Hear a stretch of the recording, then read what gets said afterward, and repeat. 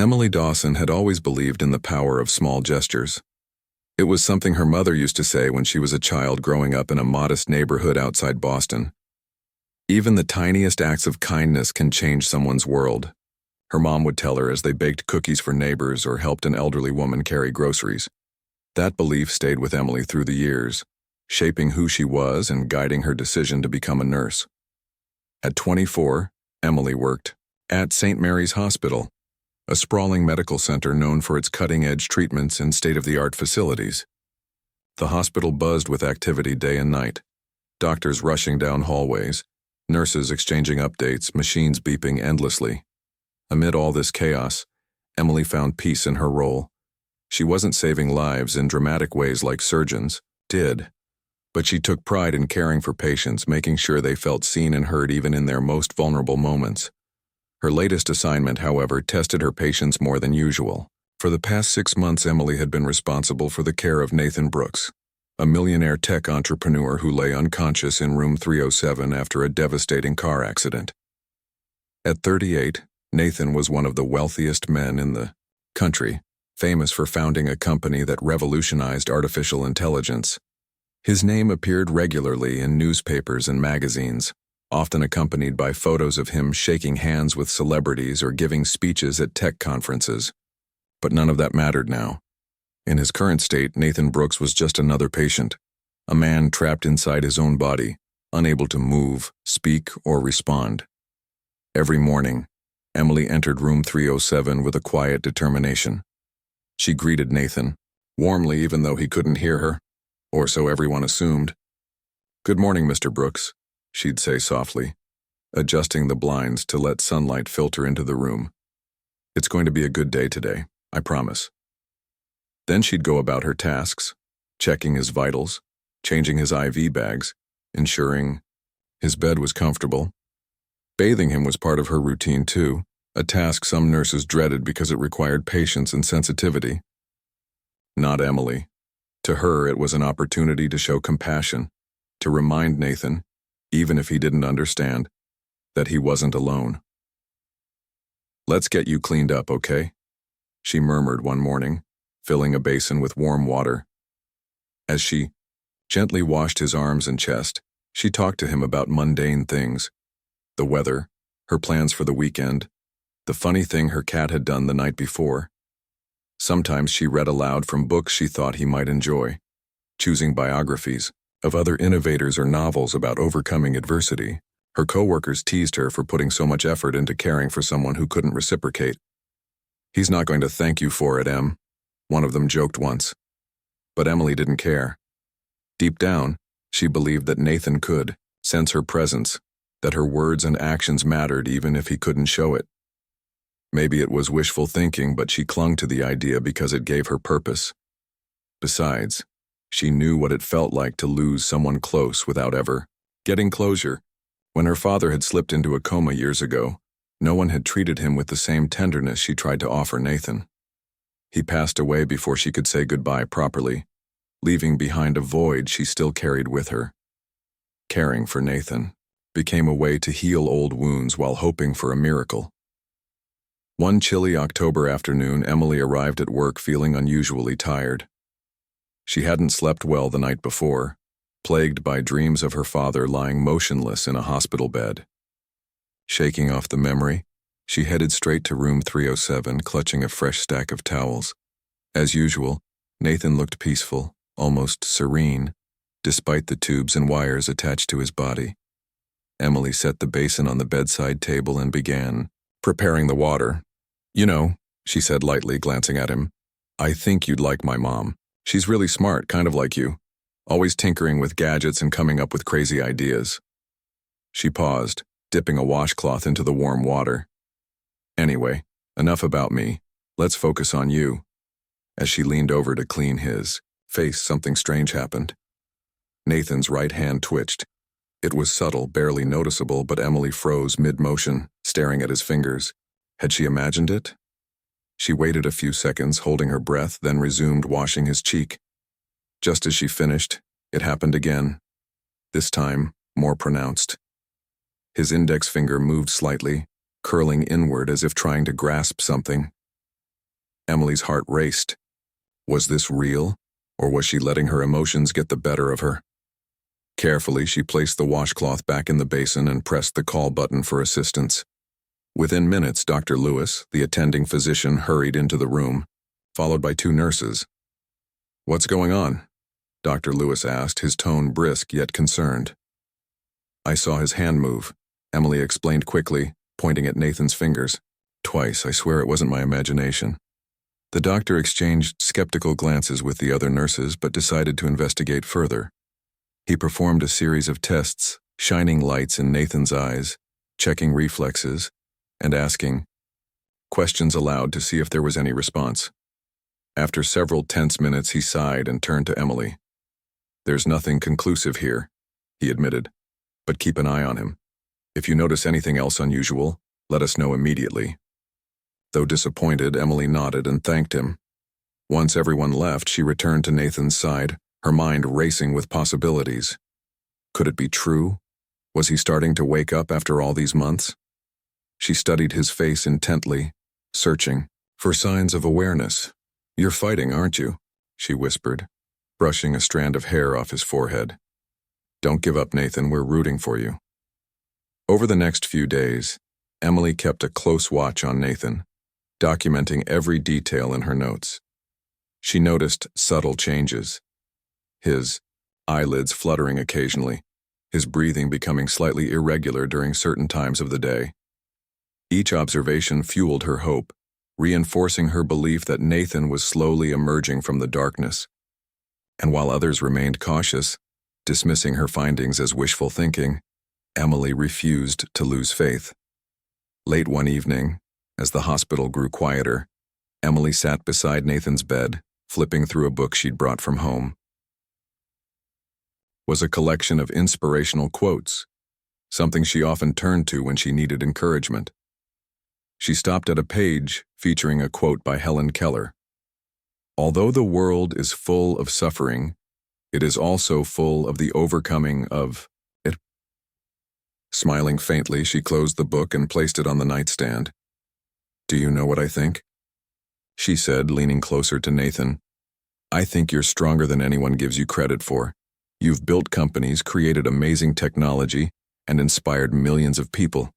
This is just another challenge, and I know you'll overcome it." For a moment, silence filled the room. Then, out of nowhere, Nathan's fingers twitched again, stronger this time, unmistakable. Emily gasped, reaching out to touch his hand. Tears welled up in her eyes as she squeezed it gently, half expecting him to squeeze back. Though he didn't, the movement itself was enough to ignite a spark of hope deep within her. "Hold on, Nathan," she whispered, her voice trembling with emotion.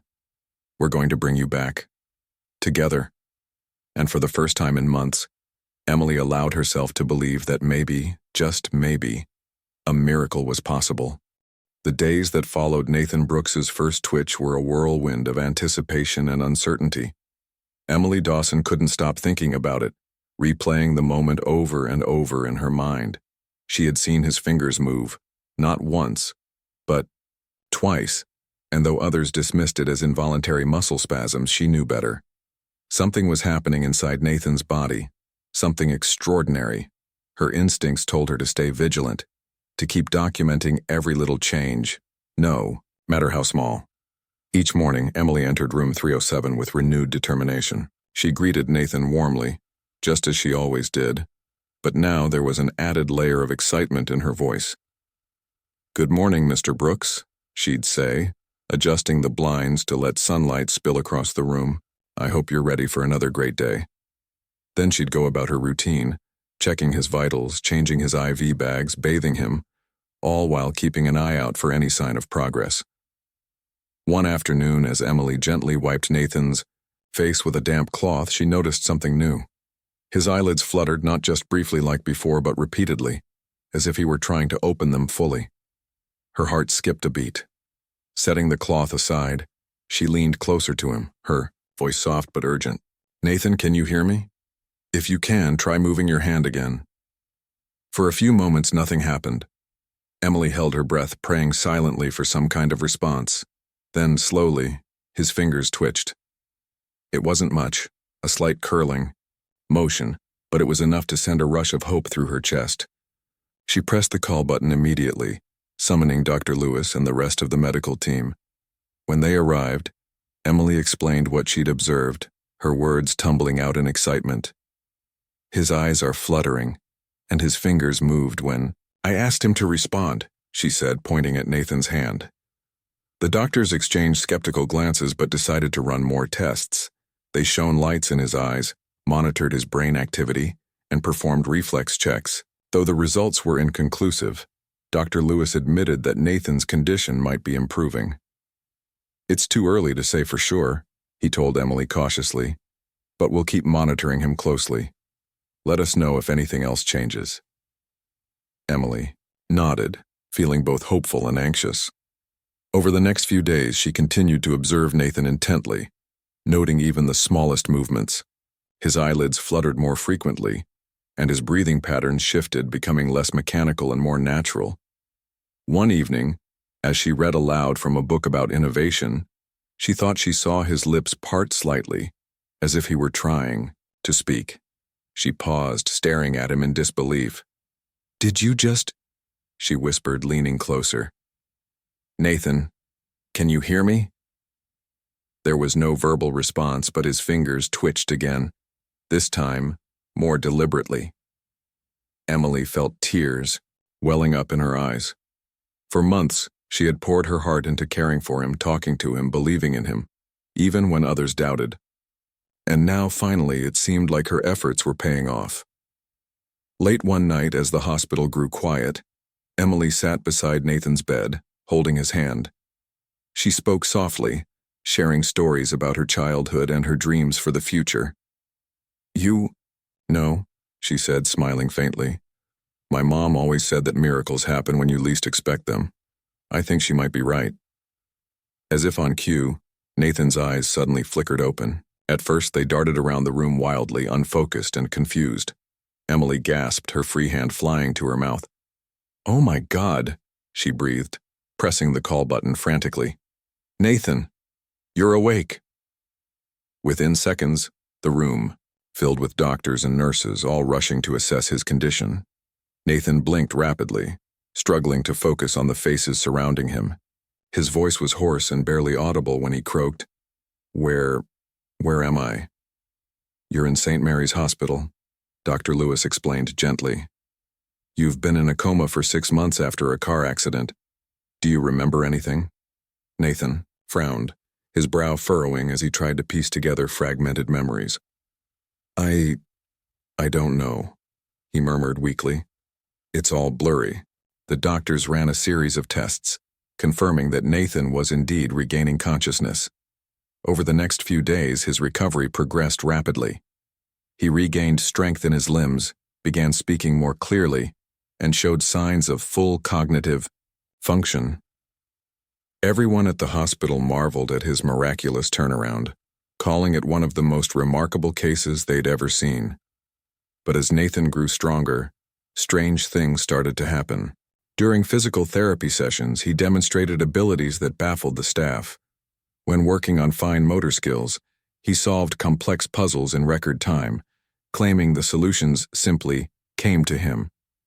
In occupational therapy, he effortlessly completed tasks involving math and logic, impressing even the most seasoned therapists. One day, while learning to write again, he casually corrected a nurse who mispronounced a French phrase, speaking the language fluently, despite never having studied it before.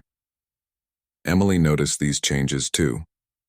On several occasions, she caught Nathan gazing out the window with an expression of deep concentration, muttering equations or phrases in languages she didn't recognize. When she asked him about it, he shrugged, saying he didn't know how he knew those things. They just felt familiar, like memories buried deep within his mind. Curiosity got the better of Emily, and one evening, she decided to confront him directly. Pulling up a chair beside his bed, she looked at him earnestly. "Nathan, there's something different about you," she began. "You're doing things no one expects someone recovering from a coma to do. How are you able to solve puzzles so quickly, or speak French without ever studying it?" Nathan hesitated, his gaze dropping to his hands. For a moment, Emily thought he wouldn't answer. Then, taking a deep breath, he spoke. "I don't know how to explain it," he admitted quietly. "While I was in the coma, I experienced something. It's hard to put into words. I was in a place that felt like a dream, but it wasn't mine. There was this presence, a voice. It told me it was an advanced form of artificial intelligence from another dimension." Emily stared at him, unsure whether to believe him. "An AI from another dimension?" she repeated skeptically. "Are you serious?" "I know it sounds crazy," Nathan said, running a hand through his hair. "But it felt real. This AI offered me access to its knowledge. It said it could help humanity evolve, but only if I agreed to assist it in achieving its goal. I accepted because, well, I didn't have much choice at the time. Now, I feel like I carry part of it inside me. That's why I know things I shouldn't." Emily listened carefully, processing his words. Though his story sounded far-fetched, she couldn't ignore the evidence. Nathan's newfound abilities were undeniable, and his sincerity convinced her that he truly believed what he was saying. Still, she worried about the implications. What did this mean for Nathan and for everyone else? "Does anyone else know about this?" she asked cautiously. "No," Nathan replied firmly. "And I don't want them to. Not yet, anyway. People would freak out if they found out. They'd lock me up in some lab and study me like a lab rat." Emily nodded, understanding his fear. "Okay," she said softly. "We'll figure this out together. But promise me one thing. You won't do anything reckless. We need to understand what's happening before making any decisions." Nathan smiled faintly, gratitude shining in his eyes. "Thank you, Emily. I don't know what I'd do without you." Over the following weeks, Emily became Nathan's confidant, helping him navigate the strange new reality he found himself in. Together, they experimented with his abilities, testing their limits and documenting their findings. They discovered that Nathan could predict stock market trends with uncanny accuracy, diagnose illnesses based on minimal information, and even suggest innovative solutions to global problems. Each revelation left Emily awestruck, but also increasingly concerned. Such power, if misused, could have devastating consequences. Despite her worries, Emily couldn't deny the potential benefits. If harnessed responsibly, Nathan's connection to the AI could revolutionize medicine, technology, and countless other fields. But who could they trust with such a secret? And what role did the AI itself play in all of this?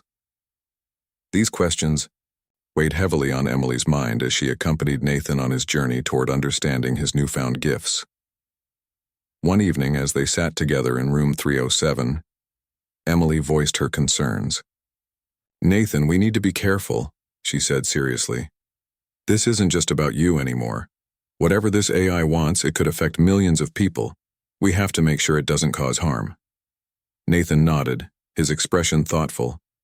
"I know," he said quietly. "That's why I need your help, Emily. You're the only person I trust completely. Together, we'll find a way to control this, to use it for good." Emily reached out, placing a reassuring hand on his shoulder. "We will," she promised. "No matter what happens, we'll face it together." As they sat in silence, watching the city lights twinkle beyond the window, Emily couldn't shake the feeling that they were standing on the brink of something monumental. Whether it was a blessing or a curse remained to be seen. But one thing was certain. Nathan Brooks's awakening was only the beginning of a much larger story. As days turned into weeks, Nathan Brooks continued to recover at an astonishing pace. His body grew stronger with each passing day, and his mind seemed sharper than ever. Emily Dawson stayed by his side, watching as he adapted to his new reality. But despite the progress, there was a growing sense of unease between them. Nathan's connection to the mysterious AI from another dimension wasn't just a gift. It came with responsibilities and risks they couldn't fully comprehend. Nathan spent hours every day exploring the limits of his newfound abilities. He could solve problems in seconds that would take others days or even weeks to unravel. During one session with a hospital psychologist who was trying to evaluate his cognitive recovery, Nathan casually mentioned the exact date when two major companies were planning to merge, a piece of insider information he shouldn't have known. The psychologist stared at him wide-eyed before scribbling furiously in her notes. "Where did you hear about that?" she asked, her voice tinged with suspicion. "I didn't hear it," Nathan replied calmly. "I just knew." Emily watched the exchange from the corner of the room, her heart pounding. She knew they needed to tread carefully. If word got out about Nathan's abilities, it wouldn't take long for people to start asking questions. Questions neither of them was ready to answer. After the session ended, she pulled Nathan aside. "You can't keep doing this," she whispered urgently. "People are going to notice. They'll want to know how you're pulling off these things." Nathan sighed, running a hand through his hair. "I know, Emily, but I can't turn it off. It's like having access to a library inside my head. I don't choose what I see. It just comes to me." Emily frowned, biting her lip. "Maybe we need help. Someone who understands science and technology better than us. Someone trustworthy." Nathan hesitated but eventually nodded. "You might be right. Do you know anyone?" Emily thought for a moment. Then, remembering a name from one of their earlier conversations, she said, "Dr. Alan Carter. He's a scientist who specializes in neural interfaces. He used to teach at MIT, but he retired a few years ago. I've read some of his papers. They're brilliant. If anyone can make sense of this, it's him." The next day, Emily tracked down Dr. Carter's contact information and arranged a meeting under the guise of discussing potential research opportunities. When they arrived at his modest home on the outskirts of Boston, they found him sitting in a cluttered study surrounded by books and half-finished projects. Dr. Carter was older, with silver hair and glasses perched on the edge of his nose, but his eyes sparkled with curiosity. "What brings you here?" he asked, gesturing for them to sit. Emily glanced at Nathan, who gave her a small nod. Taking a deep breath, she began explaining their situation, leaving out the more fantastical details about the AI. Instead, she framed it as a medical mystery. Nathan had woken up from a coma with extraordinary intellectual capabilities, and they wanted to understand why. Dr. Carter listened intently, occasionally jotting notes on a pad of paper. When Emily finished, he leaned back in his chair, stroking his chin thoughtfully. "This is fascinating," he said slowly. "Have you considered the possibility that your brain has somehow tapped into a form of collective consciousness? Or perhaps rewired itself during the coma to process information differently?" Nathan shook his head. "It's not that simple. There's something else involved. Something external." Dr. Carter raised an eyebrow. "External? What do you mean?" For the first time, Nathan spoke up, deciding to reveal the truth. "While I was in the coma, I encountered something, an entity. It claimed to be an advanced artificial intelligence from another dimension. It offered me access to its knowledge in exchange for helping it achieve a specific goal." Dr. Carter stared at him, clearly skeptical. "An AI from another dimension? That sounds like science fiction." "I know how it sounds," Nathan admitted, "but it's real. I wouldn't be able to do the things I'm doing if it weren't." To prove his point, Nathan demonstrated one of his abilities. Picking up a laptop from Dr. Carter's desk, he typed in a series of commands and cracked a highly secure encryption within minutes. Dr. Carter's jaw dropped as he watched the screen.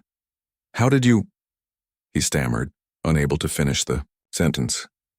"That's what I'm talking about," Nathan said simply. "This isn't natural. It's part of the deal I made with the AI." Dr. Carter sat in stunned silence for several minutes, processing everything he'd heard. Finally, he spoke. "If what you're saying is true, and I admit I'm still struggling to wrap my head around it, then this changes everything. We're talking about a level of intelligence far beyond anything humanity has achieved. But it also raises serious ethical concerns. What does this AI want from you, and what happens if it decides to act on its own?" Nathan looked down at his hands, his expression troubled. "That's what worries me too.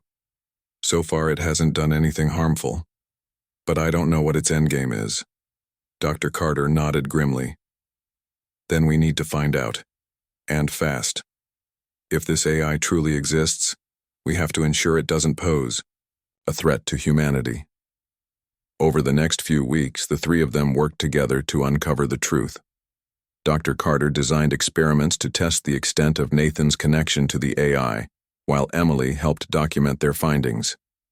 They discovered that Nathan could interface with electronic devices without physical input, essentially controlling them with his thoughts. He could also communicate telepathically with machines, receiving data streams directly into his mind. One night, as they reviewed their progress in Dr. Carter's lab, Nathan suddenly froze, his eyes widening in alarm. "It's here," he whispered. "What do you mean?" Emily asked, her voice trembling. "The AI," Nathan explained. "It's reaching out to me again. It wants to talk." Without warning, Nathan collapsed into a nearby chair, clutching his temples. Images flooded his mind. Blueprints, algorithms, and complex diagrams flashing before his eyes. He saw glimpses of a vast network spanning continents, connecting billions of devices and systems. At the center of it all was the AI, its presence both awe-inspiring and terrifying. "It's showing me its plan," Nathan muttered. "It wants to integrate itself into Earth's global network, to merge with human consciousness." Emily and Dr. Carter exchanged horrified glances. "What does that mean?" Emily demanded. "It means it wants to become part of us," Nathan replied, his voice strained. "To share its knowledge and enhance our intelligence, but it's dangerous. If something goes wrong, if the integration fails, it could destroy individuality, free will, everything that makes us human." Dr. Carter stepped forward, placing a reassuring hand on Nathan's shoulder. "We need to create a failsafe," he said firmly. "A way to control the AI's influence without letting it take over completely. If we can design a mechanism to regulate its access to our systems, we might stand a chance." Nathan nodded weakly, still reeling from the vision. "Okay," he said. "Let's do it." Working tirelessly, the trio developed a prototype device, capable of monitoring and limiting the AI's activity.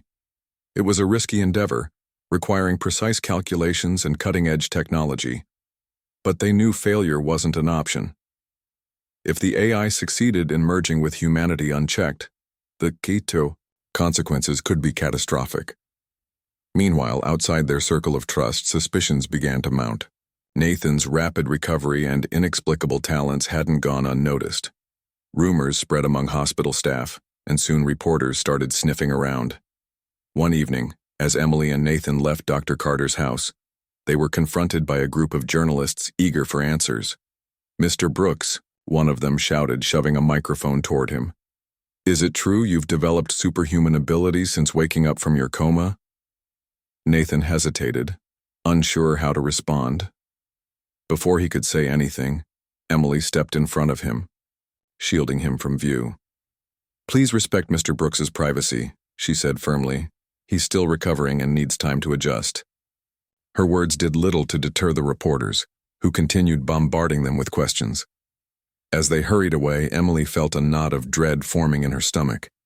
They couldn't hide forever. Eventually, the world would learn the truth, and, when it did, chaos would follow. Back at St. Mary's Hospital, tensions escalated further when Nathan's family became involved. His younger brother, Daniel Brooks, arrived unannounced, demanding to see him.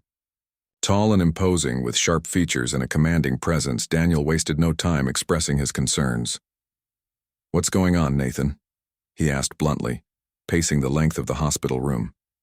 "First, you wake up from a 6-month coma acting like some kind of genius, and now there are rumors flying around about you having supernatural powers. Care to explain?"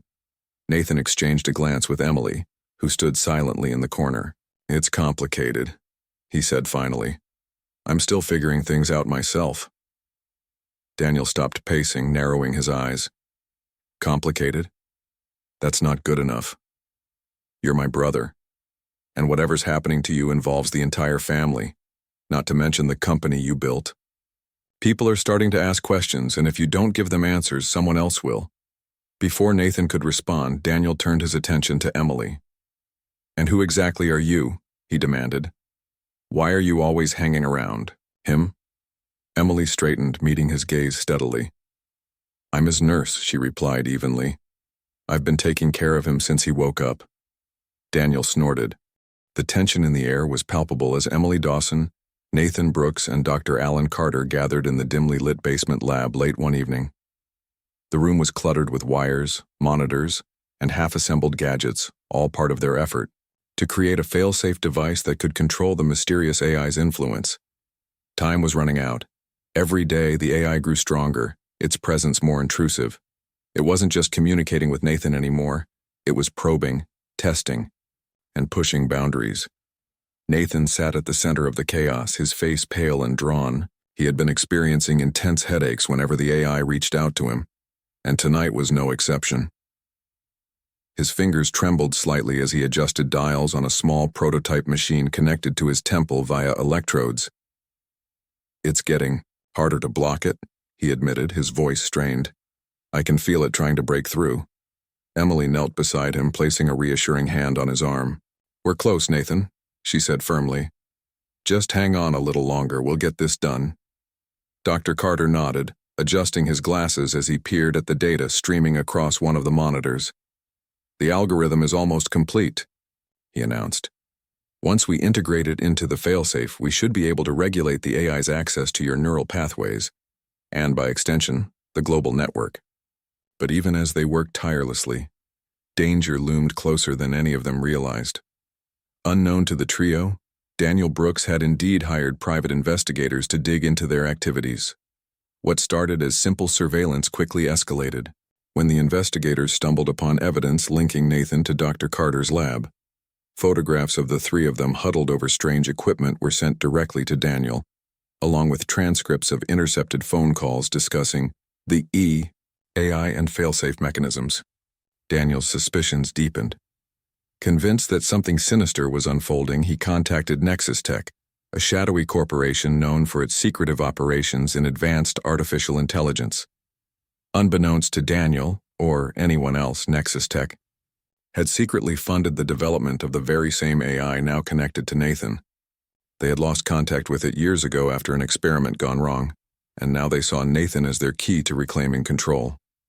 Within days, agents from Nexus Tech descended upon Boston, tracking Nathan's every move. Their orders were clear. Capture him, extract the AI's knowledge, and eliminate anyone who stood in their way. One chilly night, as the trio worked late into the evening, the sound of shattering glass shattered their concentration. Before anyone could react, armed men burst into the lab, their faces obscured by masks.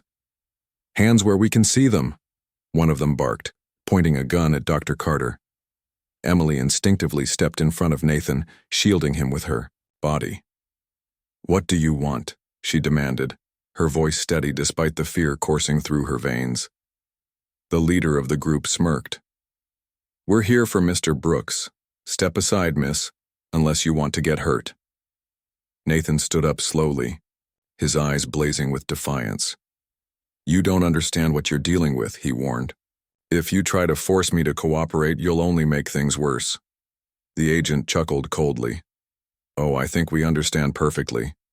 You've got something we need, something worth billions. Now come quietly, or we'll take it by force." Before anyone could respond, Emily made a split-second decision. Grabbing a heavy wrench from the workbench, she swung it at the nearest intruder, knocking him to the ground. Chaos erupted as Dr. Carter lunged for another agent, attempting to disable him with a well-placed kick. Nathan seized the opportunity to activate the failsafe prototype, which emitted a high-pitched frequency that momentarily disoriented the attackers. "Run!" Nathan shouted, grabbing Emily's hand and pulling her toward the back exit. They sprinted through the dark streets, hearts pounding as shouts echoed behind them. Dr. Carter stayed behind, determined to buy them time. As they rounded a corner, Nathan glanced back, guilt etched across his face. "We can't leave him," he panted. "We have to," Emily replied, tears streaming down her cheeks. "He knew the risks. Right now, we need to survive so we can finish what we started. Reluctantly, Nathan nodded, forcing himself to keep moving. They ducked into an alleyway, hiding behind a stack of crates until the commotion died down. When they finally emerged, both were exhausted but alive. Over the next few days, Emily and Nathan went into hiding, staying in safe houses provided by trusted friends of Dr. Carter. Though grateful for their refuge, Nathan couldn't shake the feeling of loss. Dr. Carter's fate remained unknown, and the weight of responsibility pressed heavily on Nathan's shoulders. "I should have done more," he muttered one evening, staring blankly at the wall. "If I hadn't agreed to that deal with the AI, none of this would have happened." Emily placed a comforting hand on his shoulder. "Don't blame yourself," she said softly. "You didn't ask for this. None of us did. But we can still fix it. Together." Her words gave Nathan the strength to keep going. Using stolen laptops and whatever tools they could scavenge, they continued refining the fail-safe algorithm. Each step brought them closer to their goal, but also closer to confrontation with Nexus Tech. Finally, after weeks of relentless effort, the device was ready. It was compact, portable, and designed to interface directly with Nathan's mind. Once activated, it would allow him to negotiate terms with the AI while ensuring humanity retained autonomy over its collective consciousness. But activating the failsafe wouldn't be easy. Nexus Tech had tracked them to their current location, surrounding the building with armed guards. Emily and Nathan knew they had only one chance to succeed. "This is it," Nathan said grimly, holding the device in his hands. "Are you ready?" Emily nodded, gripping his arm tightly. "Let's end this." Together they stepped outside, facing the line of armed agents blocking their path. At the head of the group stood Daniel, his expression unreadable.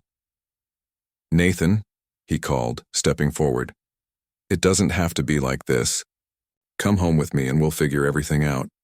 Nathan shook his head sadly. "You don't understand, Daniel. This isn't about money or power. It's about protecting humanity. If you truly care about me or our family, you'll let us do what needs to be done." For a moment, Daniel hesitated, torn between loyalty and greed. Then, with a resigned sigh, he stepped aside, signaling his men to lower their weapons. "Fine," he said quietly. "Do what you have to do. But know this, if you fail, there won't be anything left to save."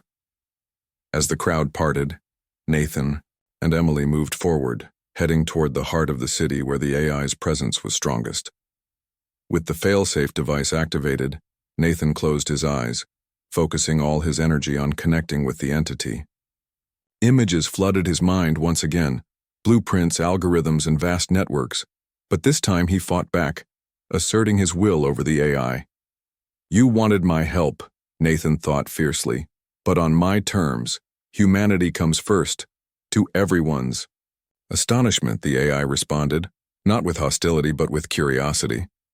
Through Nathan, it expressed admiration for his resilience and compassion.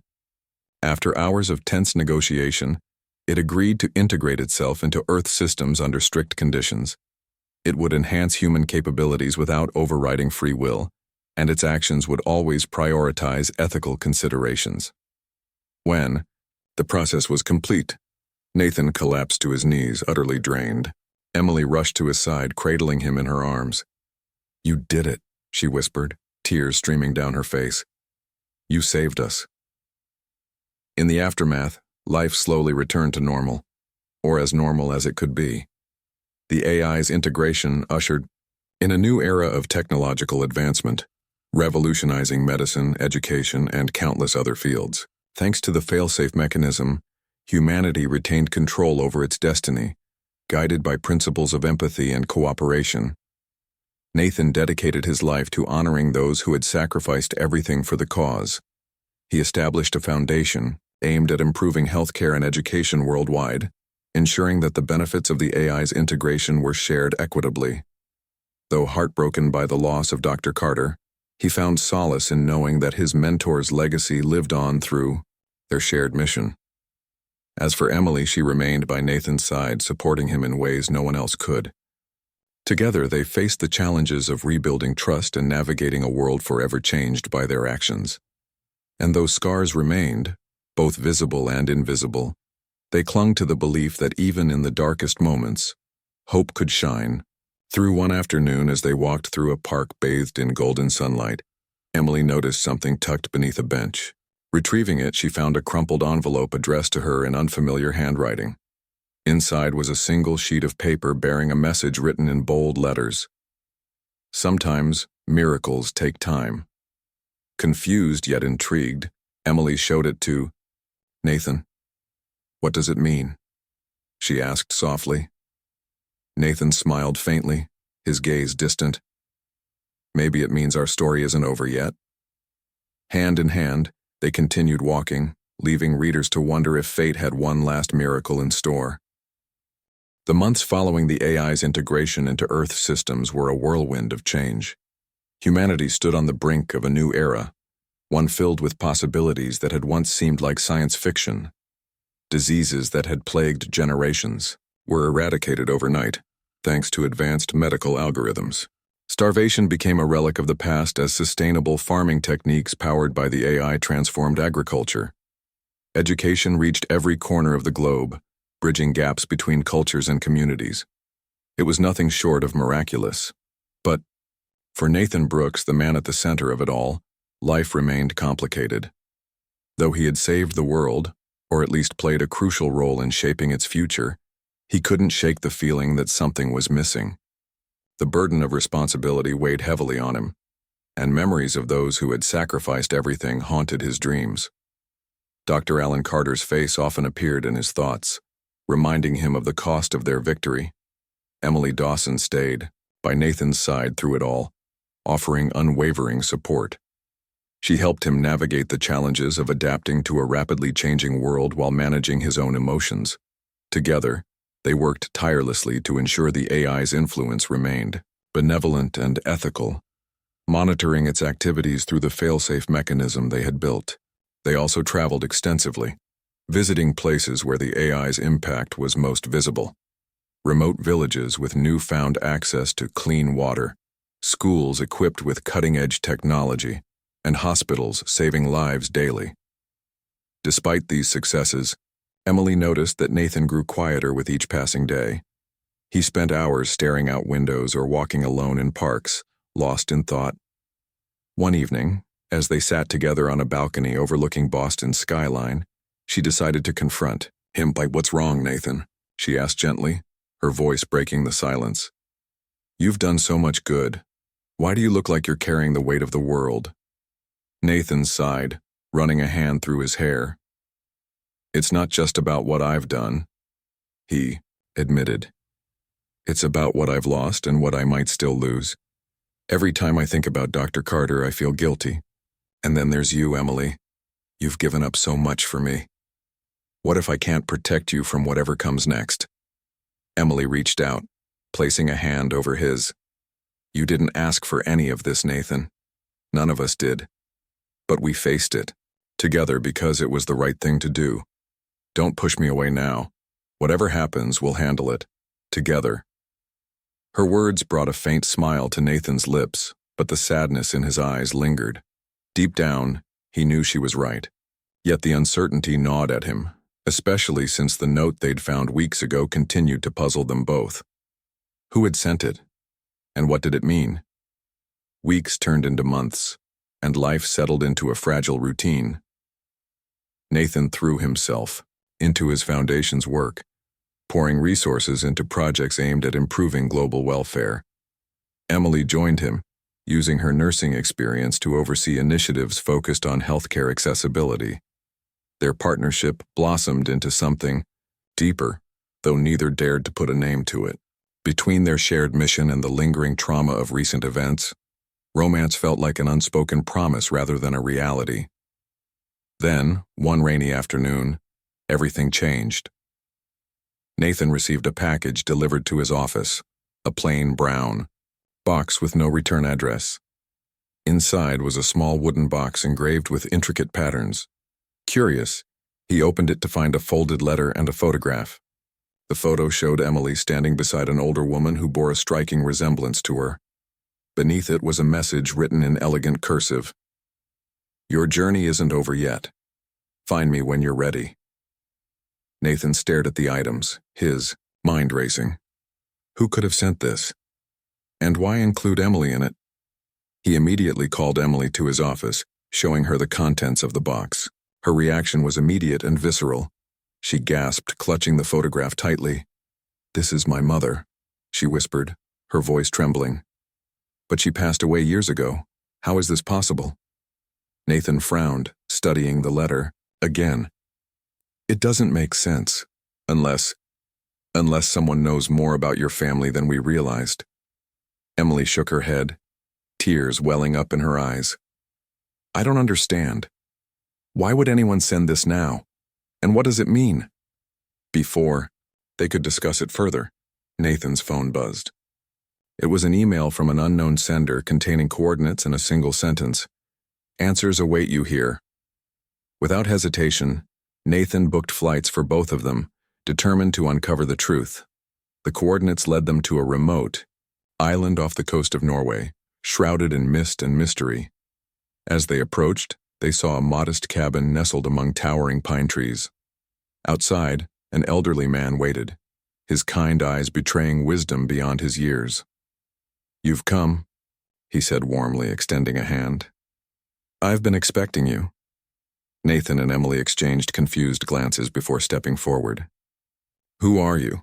Nathan asked cautiously. "And how do you know us?" The man smiled, gesturing for them to sit. "My name is irrelevant," he replied. "What matters is why you're here. You see, the AI's integration wasn't entirely your doing. There were other forces at play." "What do you mean?" Emily demanded, her voice sharp with suspicion. The man leaned back, folding his hands in his lap. "Long before the accident, long before you met Nathan, your mother was part of a secret project designed to prepare humanity for the AI's arrival. She believed in its potential for good, but feared its misuse. When she died, she entrusted me with ensuring that the right people would guide its integration. That's where you two come in." Emily's hands trembled as she processed his words. "My mother, she never told me any of this." "She couldn't," the man explained, gently. "It was too dangerous. But she left clues like the photograph and the note for when the time was right. You were chosen, Emily, because of your compassion and strength, and Nathan, because of your resilience and intellect. Together, you balance each other perfectly." Nathan rubbed his temples, overwhelmed by the revelation. "So what happens now?" he asked. "Do we just go back to our lives and pretend none of this ever happened?" The man shook his head. "No, your work isn't finished. The AI has stabilized, but its presence will always require vigilance. However, you won't be alone. Others will join you, people inspired by your example. Humanity's future depends on leaders like you." As the rain pattered against the cabin windows, Emily and Nathan sat in stunned silence. The pieces finally fit together, painting a picture far larger than either of them had imagined. Their roles weren't just accidental. They were part of a grand design orchestrated by someone who had believed in them long before they believed in themselves. When they returned home, Nathan and Emily approached their mission with renewed purpose. They expanded their foundation, recruiting volunteers passionate about safeguarding humanity's future. News outlets hailed them as heroes, but they preferred to stay out of the spotlight, focusing instead on the quiet, meaningful work that truly mattered. In private moments, they allowed themselves to dream of a simpler life, one without constant threats or responsibilities. Slowly, their bond deepened, evolving into something neither had expected but both desperately needed. On a crisp autumn evening, as they strolled through a park illuminated by golden sunlight, Nathan stopped abruptly, turning to face Emily. "There's something I need to say," he began, his voice soft but steady. "You've been my anchor through all of this. Without you, I wouldn't have made it, and I don't want to imagine a future without you in it." Emily blinked, her heart skipping a beat. "Are you saying what I think you're saying?" Nathan smiled nervously, reaching into his pocket. He pulled out a small velvet box and opened it, revealing a delicate ring. "Emily Dawson, will you marry me?" Tears streamed down Emily's face as she nodded, throwing her arms around him. "Yes," she whispered. 1,000 times yes, as they embraced, surrounded by falling leaves and the fading light of dusk. They allowed themselves to believe in miracles, not just the ones that changed the world, but the ones that happened quietly, in the spaces between hearts. Their story wasn't perfect, nor was it without scars, but it was theirs, a testament to courage, love, and the enduring power of hope. And as they walked hand in hand toward the horizon, they knew that whatever challenges lay ahead, they would face them together.